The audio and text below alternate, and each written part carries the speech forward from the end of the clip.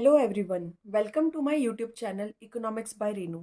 आज की वीडियो में हम मैक्रो इकोनॉमिक्स का सेकंड चैप्टर स्टार्ट करेंगे, जो है some basic concepts of macro economics. तो सबसे फर्स्ट टॉपिक जो इस चैप्टर में दे रखा है वो है क्लासिफिकेशन ऑफ गुड्स। अब एक इकोनॉमी में बहुत सारे an numbers of goods production के अंदर आते हैं, पर क्या वो सारे गुड्स एक ही कैटेगरी के होते हैं या फिर वो अलग अलग कैटेगरी के होते हैं, उसका डिस्टिंक्शन देता है क्लासिफिकेशन ऑफ गुड्स। यानी कि आपकी इकोनॉमी के अंदर पूरे साल में, या फिर आप कह सकते हैं आपकी इकोनॉमी के अंदर कभी भी जो भी गुड्स प्रोडक्शन के अंदर आ रहे हैं उसको हम अलग अलग सेक्टर के अंदर डिस्ट्रीब्यूट कर देते हैं।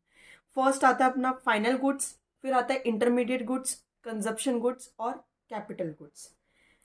अब मान लीजिए कि आपने फार्म में शुगर केन का प्रोडक्शन करा और उस शुगर केन के प्रोडक्शन आपको आपको शुगर मिली। फिर उस शुगर को आपने किसी फैक्ट्री में दे दिया, मान लीजिए ब्रेड की फैक्ट्री में दे दिया, तो उसने उससे शुगर को यूज करके ब्रेड बनाई। अब हमें ये देखना है कि ये भी एक रॉ मटेरियल है और ये एक फाइनल गुड है। कौन से सेक्टर में अपन इसको डालेंगे या फिर कौन से डिस्टिंक्शन में अपन को इसको डालना होगा। तो फर्स्ट आता है अपना फाइनल गुड्स। फाइनल गुड्स वो होते हैं जो बाउंड्री लाइन ऑफ प्रोडक्शन होते हैं, बाउंड्री लाइन ऑफ प्रोडक्शन को क्रॉस कर चुके होते हैं। जैसे कि यहां से अपन ने स्टार्ट करा था फार्मिंग का प्रोसेस और यहां पर अपन ने एंड करा ब्रेड बनाने का प्रोसेस। तो अपना जो यहां से लेके यहां तक का जो प्रोडक्शन लाइन था वो क्रॉस कर चुका है जो प्रोडक्ट, वो होता है फाइनल गुड। यानी कि अब इसके आगे प्रोडक्शन नहीं करना। हमारा मेन प्रोडक्शन का मोटिव क्या था कि हमें ब्रेड का प्रोडक्शन करना है। अब उसके बीच में जितने भी प्रोडक्शन हुए होंगे अलग अलग रॉ मटेरियल्स के, या फिर उसी फैक्ट्री के अंदर ब्रेड को यूज करने के लिए अलग अलग प्रोडक्शन हुए होंगे, और पूरी बाउंड्री लाइन ऑफ प्रोडक्शन को क्रॉस कर चुका है वो प्रोडक्ट, तो वो फाइनल गुड्स में कहलाएगा। फाइनल गुड्स यानी कि अब ये प्रोडक्ट रेडी है, आप मार्केट में जाके इसको बेचिए और कंज्यूमर इसको कंज्यूम करने के लिए तैयार रहता है। अब फाइनल गुड्स होते हैं दो टाइप के, फाइनल कंज्यूमर गुड्स और एक होता है फाइनल कंज्यूमर गुड्स और फाइनल प्रोड्यूसर गुड्स। क्योंकि हमारी इकोनॉमी में दो मेन मकसद रहते हैं। एक तो हमें प्रॉफिट प्रोड्यूसर के हिसाब से चेक करनी पड़ती है चीजें, और एक चेक करनी पड़ती है हमें कंज्यूमर के हिसाब से। तो जो फाइनल कंज्यूमर गुड्स है वो ये बताती है कि ऐसे गुड्स जो बाउंड्री लाइन ऑफ प्रोडक्शन को तो क्रॉस कर चुके हैं लेकिन वो कंज्यूमर के कंजम्पशन के लिए यूज हुए हैं। जैसे कि हमारा ब्रेड हो गया, मिल्क हो गया, ये सारी चीजें हो गई जो वो कंज्यूमर मार्केट में जाके परचेज करके अपनी वांट्स को सेटिस्फाई करेगा। लेकिन फाइनल प्रोड्यूसर गुड्स कौन से होंगे? प्रोड्यूसर गुड्स वो होते हैं जो उनको प्रोडक्शन में हेल्प करते हैं। ऐसे कैपिटल्स, ऐसे गुड्स या ऐसे एसेट जो उनको प्रोडक्शन के अंदर हेल्प करेंगे उनको हम बोलेंगे फाइनल प्रोड्यूसर गुड्स। जैसे कि अपन मान लेते हैं मशीनरी ले लीजिए, उसके बाद में जितने भी टूल्स एंड इक्विपमेंट्स हैं वो सारे फाइनल प्रोड्यूसर गुड्स कहलाएंगे। यानी कि इनका प्रोडक्शन खत्म हुआ, मशीनरी का प्रोडक्शन खत्म हुआ, final boundary line of production हुई, फिर वो जाएगा प्रोड्यूसर के पास में, प्रोड्यूसर उसको परचेज करेगा, तो प्रोड्यूसर फाइनल प्रोड्यूसर गुड्स कहलाएंगे। उसके बाद हम देखते हैं कि अगर फाइनल कंज्यूमर गुड्स के ऊपर कोई हाउस होल्ड एक्सपेंडिचर करता है, हाउस होल्ड ही एक्सपेंडिचर करेगा किसके ऊपर? कंज्यूमर गुड्स के ऊपर। तो जो कंज्यूमर फाइनल गुड्स के ऊपर एक्सपेंडिचर करेगा तो उसको हम बोलेंगे कंजम्पशन एक्सपेंडिचर। क्यों? क्योंकि उनके जितने भी इनकम थी उसमें से जिन जो पार्ट उन्होंने कंज्यूम करा है वो किसके लिए करा है? कंजम्पशन के ऊपर करा है, तो उस एक्सपेंडिचर को अपन बोल देंगे कंजप्शन एक्सपेंडिचर। पर अगर कोई जो प्रोड्यूसर है वो अगर प्रोड्यूसर गुड्स को परचेज करता है तो फिर हम इस एक्सपेंडिचर को बोलेंगे इन्वेस्टमेंट एक्सपेंडिचर। यहाँ पर हम इसको प्रोड्यूसर एक्सपेंडिचर नहीं बोलेंगे, इन्वेस्टमेंट एक्सपेंडिचर इसलिए बोलेंगे क्योंकि जो भी प्रोड्यूसर इक्विपमेंट्स खरीदता है वो उसके लॉन्ग टर्म चलते हैं, लॉन्ग टर्म चलते हैं, और वो उसके प्रोडक्शन के अंदर उसकी प्रोडक्शन को इंक्रीज करने के लिए हेल्प करते हैं। जैसे कि मशीनरी हो गई, पहले मैं लेबर के थ्रू अपना प्रोडक्शन करवाती थी क्लॉथ का, लेकिन अगर मेरी मशीनरी आ गई तो वो मेरा एक ह्यूज इन्वेस्टमेंट हो गया कैपिटल के अंदर, जो मेरी एसेट भी कहलाएगी क्योंकि वो लॉन्ग टर्म चलेगी और मेरे बिजनेस में मुझे फायदा देगी। अब इसका मतलब क्या होता है कि हमने boundary line of production cross कर ली। बाउंड्री लाइन ऑफ प्रोडक्शन, यहाँ पे ब्रेड का एग्जांपल ले लिया हमने, या फिर आप कोई भी कुकीज़ का एग्जांपल ले लें, कुकीज़ के लिए हमें अलग अलग रॉ मटेरियल्स लगेंगे। एक लगेगा हमें वीट या मैदा, जो भी फार्म से आएगा। उसके बाद हमें लगेगी शुगर, वो भी फार्म से आएगी। फिर मिल्क, पोल्ट्री फार्म से आएंगे। ऑयल, या फिर जितने भी मटेरियल्स हैं वो सारे हमारे रॉ मटेरियल्स कहलाएंगे, जो कि हमें किसी भी चीज को, प्रोडक्शन को स्टार्ट करने के लिए नेसेसिटी गुड होता है, वो होते हैं, ये सारे कहलाएंगे हमारे रॉ मटेरियल्स। फिर जब ये रॉ मटेरियल्स का हम प्रोडक्शन के अंदर यूज करेंगे, आप मैदे को मशीन के अंदर डालेंगे, शुगर को डालेंगे, मिल्क को डालेंगे, फिर वो ग्राइंड करेगा उसको, फिर वो आपके पास एक पेस्ट निकल के आता है, फिर आप उसको बेक करते हैं अलग अलग मोल्ड्स में डाल के। एट द एंड फिर आपको क्या मिलेगी? आपकी कुकीज मिलेगी। तो ये कुकीज आपकी हो जाती है फाइनल गुड्स। लेकिन इन सबको लेना, इन सबको प्रोड्यूस करने से लेकर कुकीज तक बनाने के अंदर जितने भी स्टेप्स आपके इन्वॉल्व होते हैं, मैदा बनाना, मिल्क लाना, शुगर लाना, तो ये सारे फिर ये अलग अलग चीजों में कन्वर्ट होते जाएंगे। मैदे से हमने उसका लिक्विड फॉर्म बनाया, फिर उसके अंदर शुगर डाली, इन दोनों का फिर एक लिक्विड फॉर्म बना, फिर हमने उसको ओवन में डाला, फिर ओवन से जो प्रोडक्ट निकल के आ रहा है वो हमारा फाइनल गुड प्रोडक्ट क्या होगा? कुकीज। तो इसका मतलब ये होता है बाउंड्री लाइन ऑफ प्रोडक्शन, यानी कि अब हमारा प्रोडक्शन प्रोसेस एंड हो चुका है और हमारा जो गुड है अब वो मार्केट में सेंड करने के लिए तैयार है। ठीक है, इसके बाद सेकंड हमारे पास आता है इंटरमीडिएट गुड। इंटरमीडिएट गुड यानी कि ऐसे गुड्स जिन्होंने अभी तक बाउंड्री लाइन ऑफ प्रोडक्शन को क्रॉस नहीं करा है, जिनके अंदर अभी भी वैल्यू एडिशन होना बाकी है, और उसके बाद में अभी भी वो कंज्यूमर के द्वारा परचेज करने के लिए रेडी नहीं है। कंज्यूमर परचेज के लिए रेडी नहीं है। तो ये तीन पॉइंट्स का यूज करते हुए आप इंटरमीडिएट गुड्स को डिफाइन कर सकते हैं, जिन्होंने boundary line of production cross नहीं करा। यानी कि हम कुकीज बना रहे थे, कुकीज बनाते बनाते लेकिन मान लीजिए हम फर्स्ट स्टेप पे रुक गए, सेकंड पे रुक गए, तो अभी तक हमारा फाइनल गुड तो बना नहीं है। तो फाइनल गुड बनने से पहले पहले वाले प्रोसेस में अगर आप रुक जाते हैं और आप वहां चेक करेंगे तो वो इंटरमीडिएट गुड्स कहलाएंगे। इंटरमीडिएट गुड्स वो गुड्स होते हैं जिन्होंने बाउंड्री लाइन क्रॉस नहीं करी, वैल्यू एडिशन बाकी है, मतलब कि आपने 10 रुपए की शुगर खरीदी, आपने 10 रुपए का मिल्क खरीदा, तो आप ये वैल्यू ऐड करते जाते हैं अपने प्रोडक्ट के अंदर।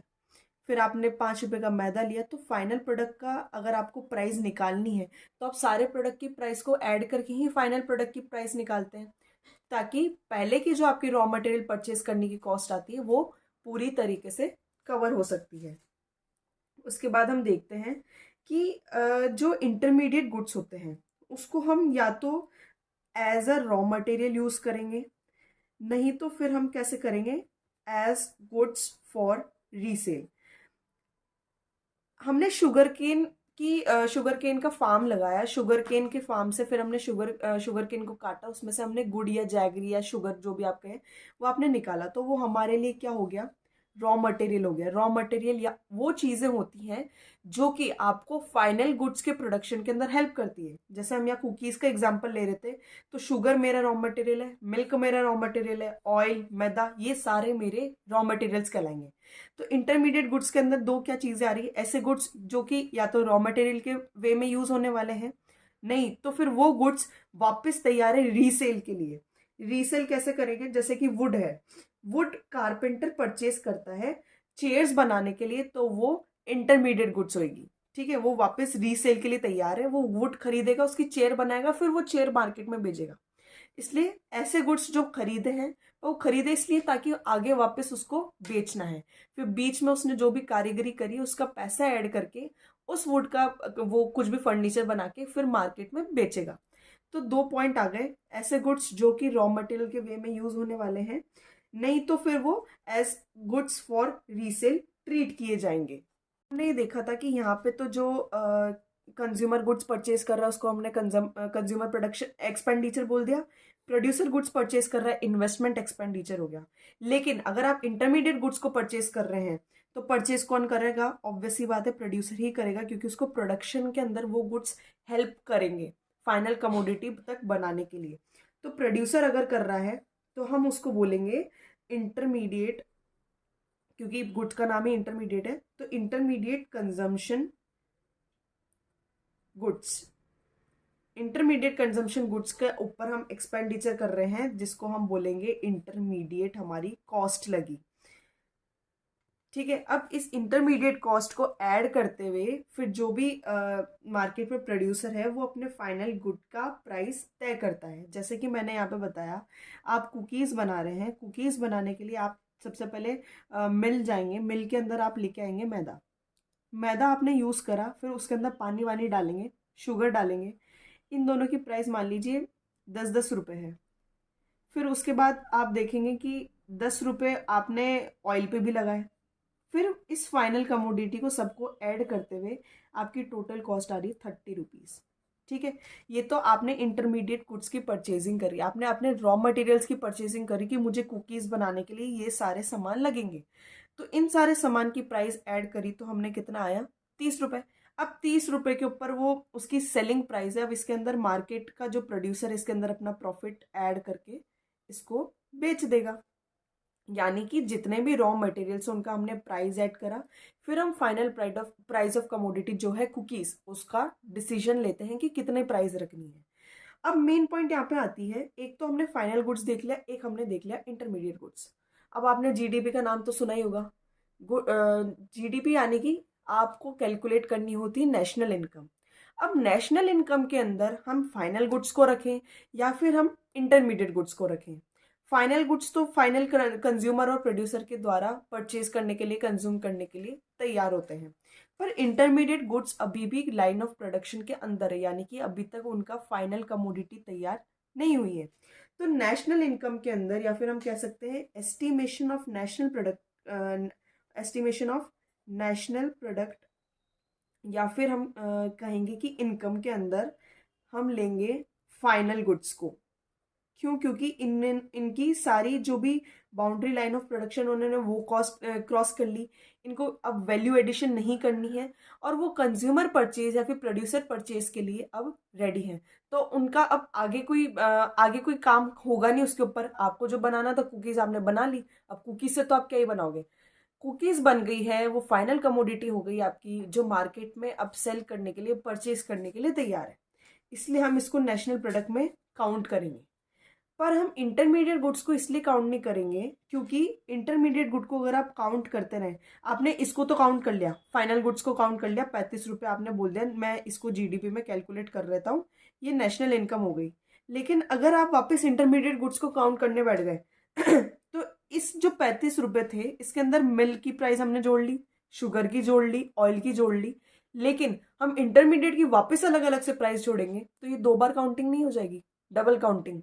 एक बार तो मैंने फाइनल गुड में काउंट कर लिया, उसके बाद मैं इंटरमीडिएट गुड में भी अलग से काउंट करूंगी, तो ये डबल काउंटिंग का इश्यू क्रिएट हो जाता है, जो कि किसी भी इकोनॉमी के लिए एक नेगेटिव पॉइंट है। नेगेटिव पॉइंट कैसे है? मान लीजिए मैंने दोनों जगह की डबल काउंटिंग कर ली। यहाँ पे मेरे फाइनल प्रोडक्ट जो कुकीज था वो 35 रुपये का आ रहा था, और यहाँ पे मेरे जितने भी रॉ मटेरियल्स है, इंटरमीडिएट गुड्स मैंने परचेस करे, कितने के करे? 30 रुपये के करे। ठीक है, अब मैं बोल रही हूँ 35 हटाइए, इसको 30 करिए, मैंने प्रॉफिट ऐड कर दिया। अब यहाँ पे भी 30 रुपये का हुआ और यहाँ पे भी 30 रुपये का हुआ। यहाँ पे जो मैंने 30 रुपये की परचेसिंग कर रही वो तो मैंने यहाँ पे ऐड कर दिया ना ऑलरेडी। तो अब मैं इसको वापस ऐड करूंगी तो मेरी इकोनॉमी में क्या दिखेगा? 2 गुना ज्यादा प्रोडक्शन, जबकि एक्चुअल में क्या हो रहा है, वो प्रोडक्शन एक ही हो रहा है, लेकिन हम इन कमोडिटीज का यूज करके उस कुकीज को क्रिएट कर रहे हैं। तो यहाँ डबल काउंटिंग को अवॉइड करने के लिए हम कभी भी इंटरमीडिएट गुड्स को प्रोडक्शन के अंदर काउंट नहीं करेंगे। हम केवल फाइनल गुड्स को ही जीडीपी कैलकुलेशन या फिर नेशनल प्रोडक्ट के कैलकुलेशन के अंदर काउंट करेंगे, ताकि डबल काउंटिंग का इशू भी ना आए और हमारी इकोनॉमी में स्मूथ प्रोडक्शन दिख सके कि हाँ आपने कितनी फाइनल कमोडिटी बनाई है, इंटरमीडिएट गुड्स आपने परचेस करें तो ठीक है, पर अपन को इसको कंसीडरेशन में नहीं लेना है इंटरमीडिएट गुड्स को।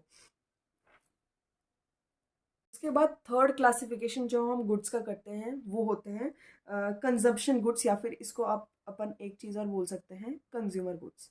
अब इस कंज्यूमर गुड्स का मतलब क्या है? अभी तक जो हमने 2 चीज़ों में देखा, हम क्या देख रहे थे, कोई भी गुड्स का प्रोडक्शन होता है तो किसके लिए होता है? या तो प्रोडक्शन की वांट, जो प्रोड्यूसर है उसकी वांट्स को सेटिस्फाई करने के लिए, नहीं तो कंज्यूमर की वांट्स को सेटिस्फाई करने के लिए।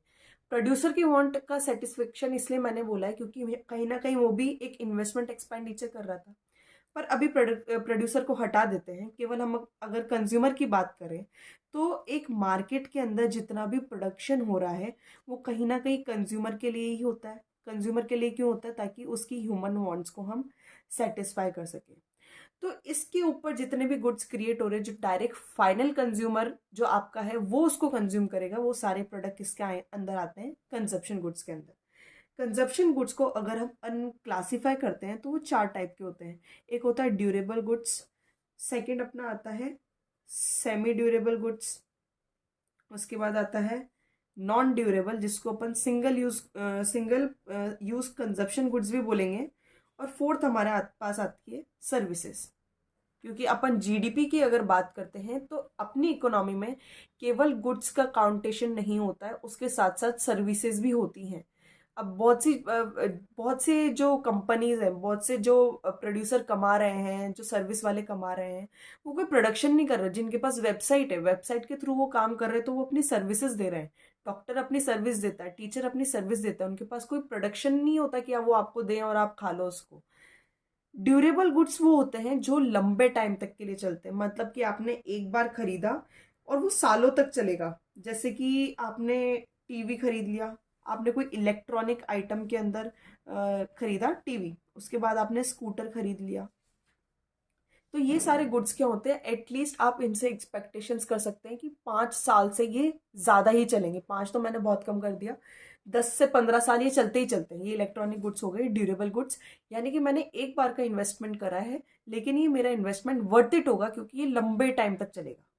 उसके बाद आता है सेमी ड्यूरेबल गुड्स, कि लंबे तो चलेंगे लेकिन वो खराब भी हो सकते हैं बीच में, इतने लंबे नहीं चलेंगे। जैसे कि वुड से बना कोई भी प्रोडक्ट, जो हो गया अपना फर्नीचर।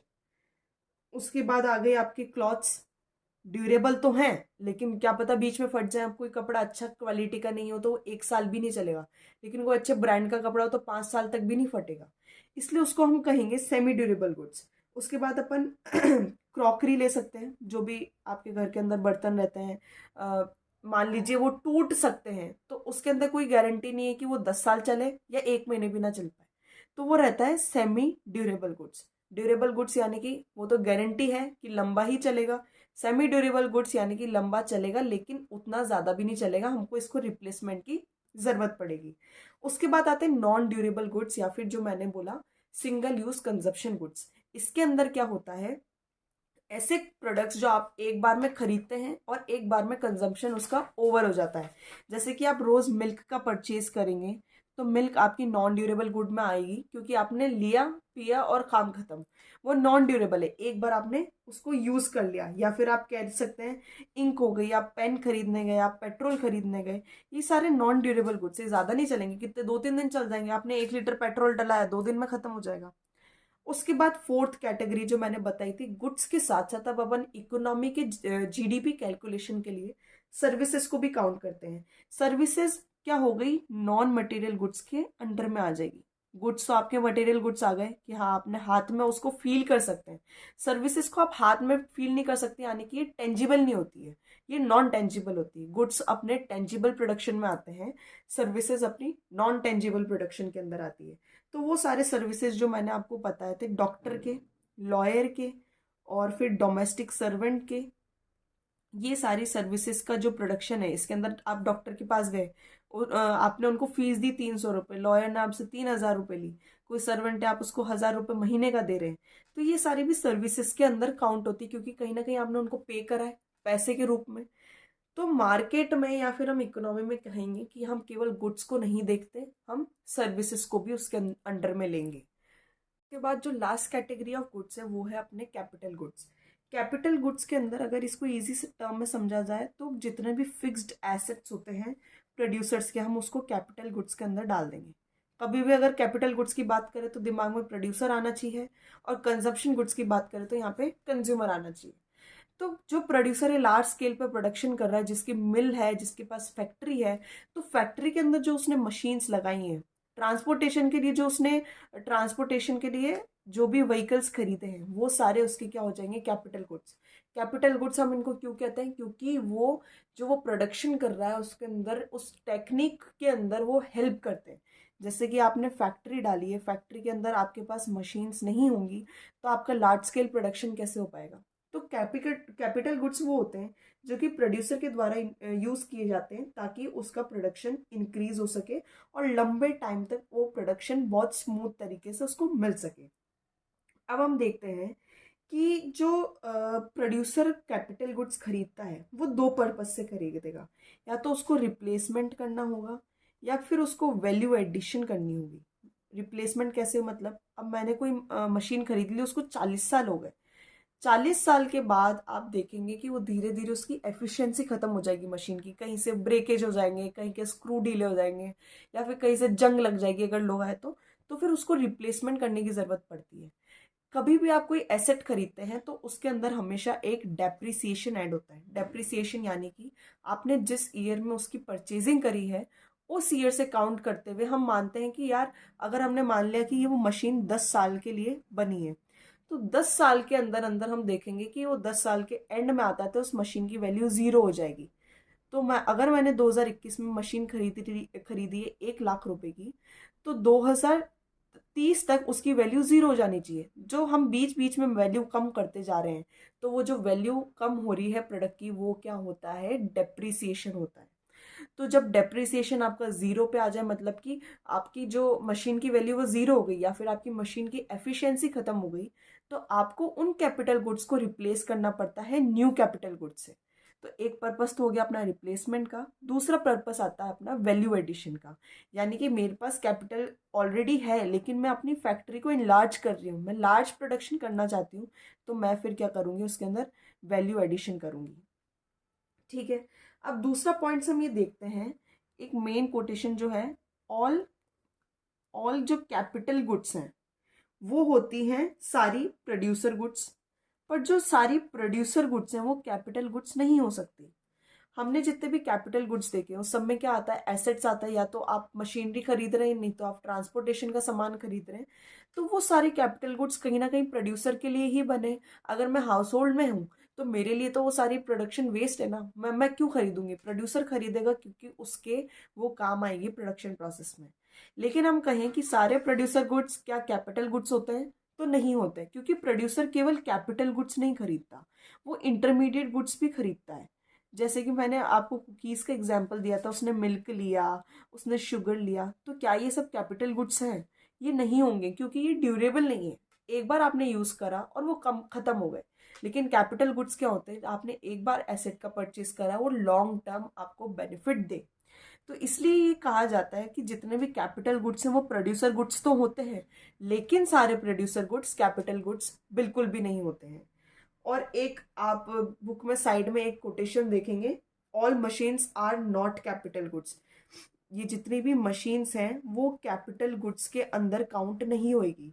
क्यों? क्योंकि मान लीजिए कोई टेलर है, अब वो टेलर के पास जो स्विंग मशीन होती है वो उसके लिए कैपिटल गुड होगी क्योंकि उसके प्रोडक्शन के लिए अंदर काम कर रही है। उसका प्रोडक्शन क्या है, नई नई ड्रेसेस बनाना, तो वो नई नई ड्रेसेस किससे बनाएगा, मशीन के थ्रू। लेकिन अगर ये स्विंग मशीन मेरे पास घर पर है तो क्या वो मेरे लिए एसेट है, क्या वो मेरे लिए कैपिटल गुड कहलाएगी, नहीं कहलाएगी, क्योंकि मैं हाउस होल्ड कंजप्शन कर रही हूँ, मुझे उसका कहीं पे भी प्रोडक्शन नहीं देखना है। मैं जो घर पे अगर कुछ भी सामान बनाऊं, मैं कोई भी धागा पिरोरी होगा, तो वो कैपिटल गुड में काउंट नहीं होगा क्योंकि मैंने कोई वैल्यू एडिशन नहीं करी है, मैंने इकोनॉमी में कोई प्रोडक्शन नहीं करा है उस मशीन के थ्रू। तो इस तरीके से हमने गुड्स का क्लासिफिकेशन 4 टाइप में कर रखा है इकोनॉमी में। फाइनल गुड्स हो गए, इंटरमीडिएट गुड्स हो गए, कंजप्शन गुड्स हो गए और कैपिटल गुड्स हो गए। अगर आपको फिर भी कोई डाउट रहता है तो आप कमेंट सेक्शन में बता दीजिएगा, नहीं तो आप मेरा टेलीग्राम चैनल ज्वाइन कर सकते हैं, लिंक मैं डिस्क्रिप्शन में डाल दूंगी। Thank you.